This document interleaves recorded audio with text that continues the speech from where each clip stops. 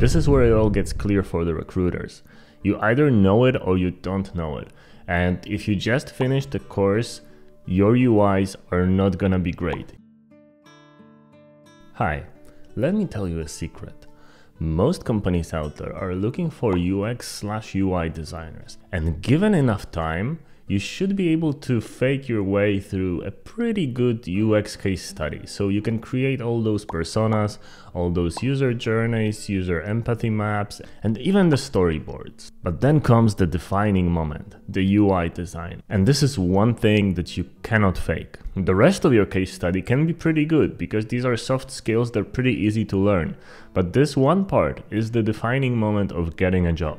In this video, aside from reviewing the course itself, I will show you my own examples, my own high-fidelity designs, and also I will give you tips based on the most common mistakes that people made when I was reviewing their assignments. So if you want to really get better at UI design, stay until the end of the video.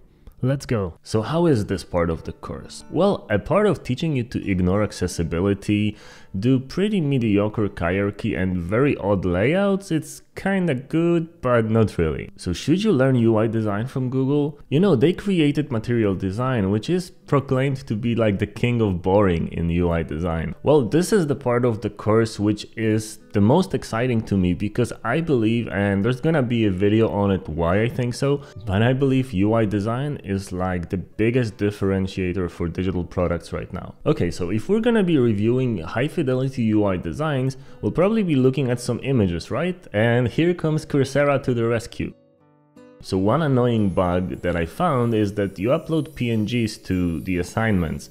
And the problem with that is that those PNGs are showing inline in that little field and they're pretty squished and pretty small. So if you want to assess them, you need to right click on them, save them to your desktop or just drag and save them. But many people, I believe, won't really do anything and they will just kind of lean closer to the screen and they will just judge them, you know, based on those little thumbnails. Because there is no save button, no download button, and nothing also happens on click. Okay, so this is a bad thing. Let's counter it with something good. So the good thing is that they are showing tutorial style videos from Figma how they're doing things. They're not super explanatory and they're not very step by step, but you could get the gist of what they're doing by watching them. And on a side note, if you want to play around with hierarchy, I made a short little video on that you can follow and you can play around with hierarchy even in your own Google course designs. That should be pretty helpful. Okay, so throughout this course, Google was praising accessibility, inclusiveness and all that. While this is of course very important for design to be good, the first thing that they did in their high-fidelity design was to create an orange button with some white text on it. So I checked the colors and they don't pass any WCAG rules. So basically they are not accessible and they don't really follow any accessibility guidelines. I don't want to be picky because in my designs I sometimes do AA buttons as well, not AAAs. And I know that in many cases, if you just kind of let your creative juices flow, you might not be that accessible. But still, this is Google. This is a course teaching you to design with accessibility in mind, and then with their very first choice of color they go non-accessible right away. Then in the very next video, right after making that accessibility mistake, they actually tell you that accessibility is really important and they give you some links and some reading material on it. But yet they keep using that same color combo throughout the course. In one of their quizzes they also say that icons support a global audience and are widely understood by everybody, which is definitely not true because there are some icons in some cultures that are perceived completely differently, and we should be always using icons with labels because people simply don't understand icons the same way, and some people don't understand them at all. One example from our experience was making an app for farmers, and these farmers were asked during their usability study, what does the heart icon mean next to the product? And it was like next to a 6-pack of Coca-Cola or something.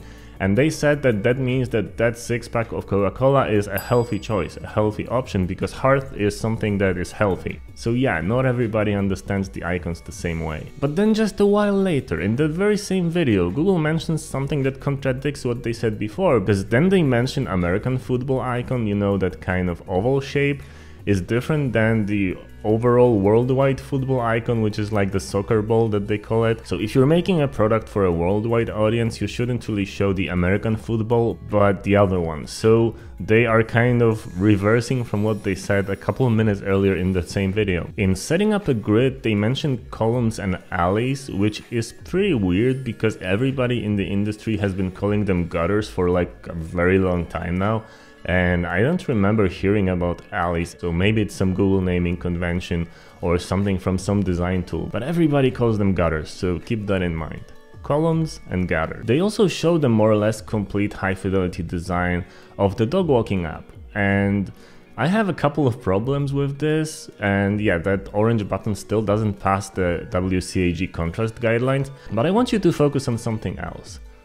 What does this button remind you of? Okay, so yeah, this button actually looks like a banner ad because of the shape and the proportion of it. And there's something called banner blindness, in which we are kind of so used to seeing advertisements everywhere, we are desensitized to them. So whenever we see a shape that resembles an ad, our head is kind of skipping it, so we pay a lot less attention to that shape. And this is like the most important thing on this screen, so this button shouldn't have a proportion of a typical banner ad, especially with the illustration on the right. It could actually be mistaken for a banner. The other thing is that the font sizes, especially in the list, are too small and a little bit too cramped together, so it's not really a readable look and it's not really a good looking part of the product. And I believe that if you're teaching people design, the more white space you show them, the better. So you don't really have to condense everything on the screen. You can even try going a little bit overboard in the other direction, because it's still better to show them that white space is important by overusing it a little than by underusing it, because a lot of the designs that I actually looked at suffered from that same problem. Everything was just so condensed it was difficult to read. And also, yeah, the fonts were pretty small. And actually, if this video gets 1,000 likes, I can redesign the dog walking app myself and do a live stream on it, just with your questions, suggestions and everything. So the part about spacing and white space is pretty well explained, but they don't really use many of these principles in their own dog walking examples. So it's kind of weird, because that example should be grounding you to the process, and instead it kind of does its own thing. And then in the week after the white space chapter, they show a version of the dog walking app that actually has better white space, but it's not connected to the chapter on white space at all. And I think that this should be like really happening at the same time. They're teaching you about white space and they're applying it in their design, not applying it after the fact, you know, a week later, and then kind of reverting back to the previous version a week after that. It's a little bit chaotic and convoluted. And also in their app, they align the chevrons to the top of the cell, top of the list item, which is very weird for two reasons. So one thing is that chevrons are actually an iPhone pattern, so they happen on iOS, they don't really go on Android, and they're trying to design an Android app in most cases here. And the funny thing, they mentioned design systems, and of course they mentioned Material Design, the design system by Google, and to kind of counterbalance this, they mentioned Polaris from Shopify. And then they say that, yeah, there's some more design systems for you to explore. But in the videos, they never mention iOS, which is a very odd choice because, you know, iOS is pretty popular, iPhones are pretty popular, and even if the market share is not the same as Android, people are actually buying stuff more on the iPhones. So many startups and companies make the iPhone app as the priority and then they add Android a year or two down the road. This is exactly what happened with Instagram, which was iPhone only for a couple of years. And this is what's happening with Clubhouse right now and many other apps. And given that as a designer you'll be doing a lot of mobile apps, not mentioning the second biggest operating system at all and that it has its own patterns is kind of lame, because okay, I know they want to promote their own stuff, but it's kind of like really teaching you their own way and the only way.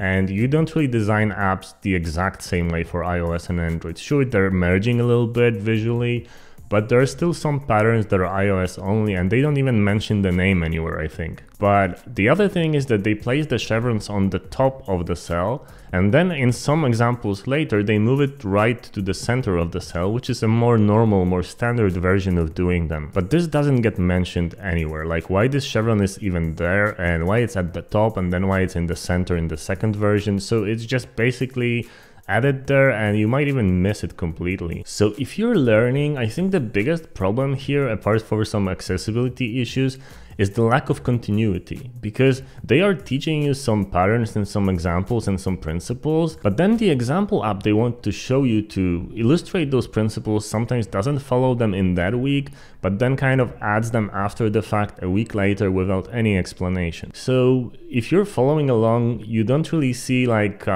here's how you do it and here is a direct example how it's done. Sometimes the example just doesn't exist. And because of that messy, chaotic structure, I think it's gonna be a little bit harder to follow for beginners. In the scale and proportions segment, they say that these three icons have the same proportions. And well, the icons themselves maybe, but the shapes aren't really that proportional. You know that check mark at the end?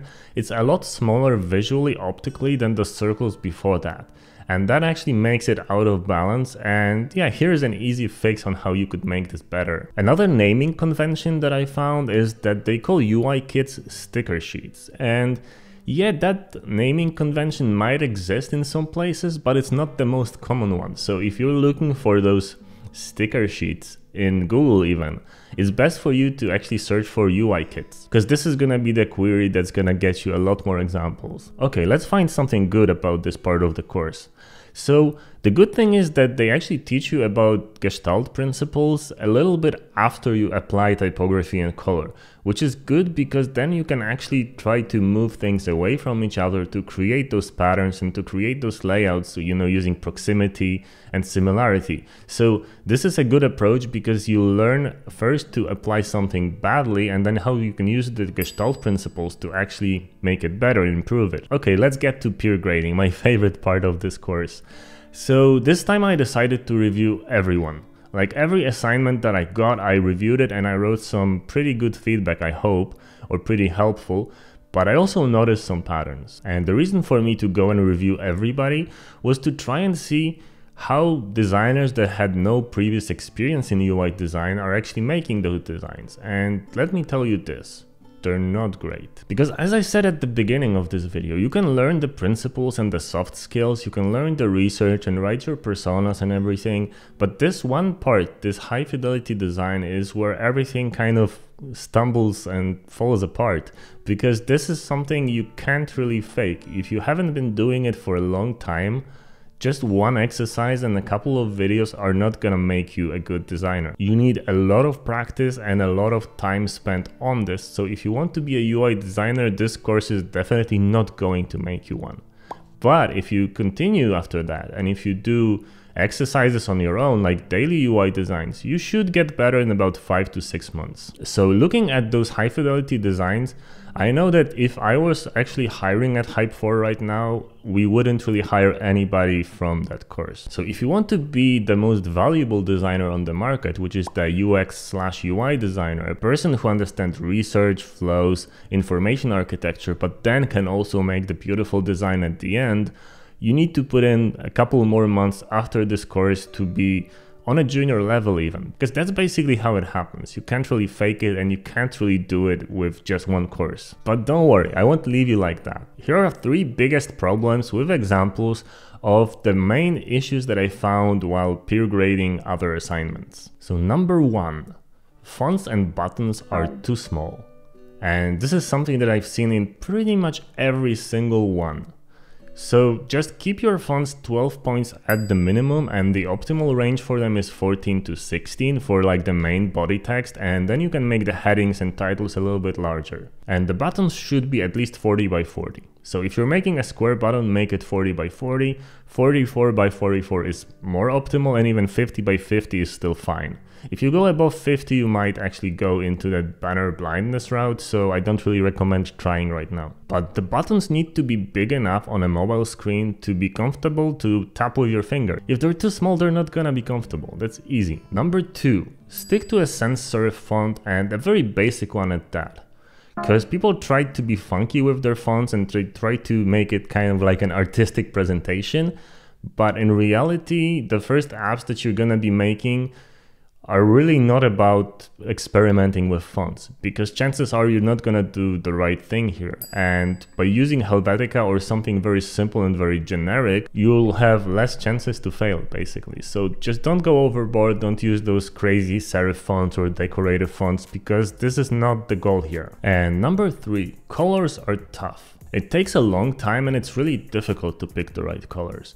So don't experiment with like a pink background with green letters on them. If you're making your very first high fidelity design, choose a white background, a pretty dark text, not really black, but kind of like a dark gray, and then use just one color for the accent. You can pick blue or green or even orange that's a little bit darker.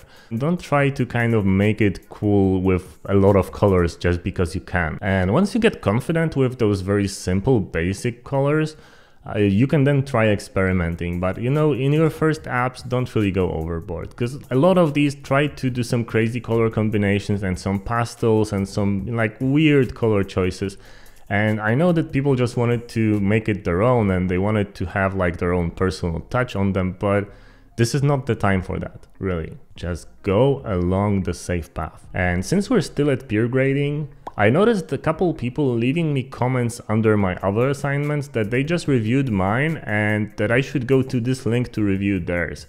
And this is kind of, you know, forcing my hand, because if they reviewed mine and gave me a maximum score, then what should I do about theirs? It's kind of like a natural thing to give back. The entire second part of this course is actually repeating a lot from course number 4, just using those high fidelity designs as the base for research. They could have just said, okay, we got to the high fidelity mockups and the high fidelity prototype, then go back to chapter 3 or 4 and then just do that research again on those mockups with like basically all the same steps. But instead they just added again to kind of make the course bigger, I guess. So what did I think about this part of the course? Well, it does have some good principles and it does teach you a lot about Gestalt and there's a lot of really nice reading materials, but it's not really gonna teach you to be a good UI designer, because that is something that requires a lot of time and a lot of energy of your own. And after this course, if you want to design UI, you really need to do daily design challenges for at least 50-60 days and probably more. So yeah, recruiters are looking at high fidelity designs first, then they read the case study and then they go back to high fidelity designs. This is how our minds work, and most recruiters work that way as well. So if you're looking for a job, and if you don't have good quality high fidelity designs, chances are people are not gonna even read the case study. So if you want to get a job in the industry as a UX/UI designer after this course, you need to be prepared to actually do a lot more work, like months of work, months of extra work to polish those UI skills, because they're not gonna be enough just after the course. They're not gonna be enough to get hired or to even get noticed. And of course you can always apply to a UX designer or UX researcher role that doesn't do high fidelity, and some larger corporations might hire you for that. But most medium and small companies are not looking for designers who don't do high fidelity designs. So I know I might have shattered some dreams, but if you're dedicated and motivated and ambitious, you'll be fine. Because it's really about putting in the work every single day, and then after a month or two you'll start seeing progress, because that's how it happens. So if you put in that time, you're gonna be good enough to get hired, and then the rest of this course is gonna give you a solid case study to back your UI designs. Okay, hope that helped. Let me know where you are in the course in the comments, and I'm gonna see you guys in the next one. And obviously don't forget to like, subscribe and share the video if you liked it, and yeah, cheers.